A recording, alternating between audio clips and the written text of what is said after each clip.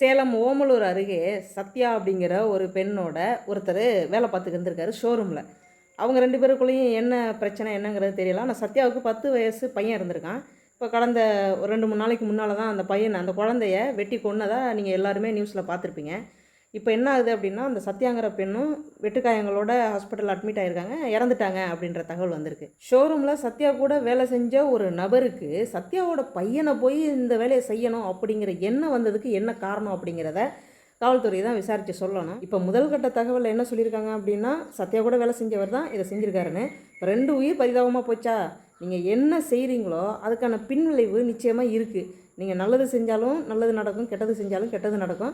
இதில் 3 பேரோட வாழ்க்கை, அதாவது அந்த 2 பேரை விட்டுருங்க. வாழ பிறந்துட்டு வாழ்க்கைனா என்னன்னே தெரியாத ஒரு குழந்த போயிருக்கு அப்படின்னா அதுக்கு என்ன காரணமாக இருக்கும், அந்த பிஞ்சு குழந்தையோட உயிருக்கு என்ன பதில் அப்படிங்கிறத நம்மளால் சொல்லவே முடியாது. இதுபோல் கொடூர சம்பவம் இனி நடக்கக்கூடாது அப்படின்னு ஒவ்வொரு காணொலி முடிவுலையும் நம்ம சொல்லிக்கிட்டு தான் இருக்கோம். ஆனால் அது தொடர்ந்துக்கிட்டு தான் இருக்குது அப்படின்னு நினைக்கையில் மனசு ரொம்ப வேதனையாக இருக்குது. அடுத்த ஒரு காணொலி பதிவில் உங்களை நான் சந்திக்கிறேங்க. நன்றி.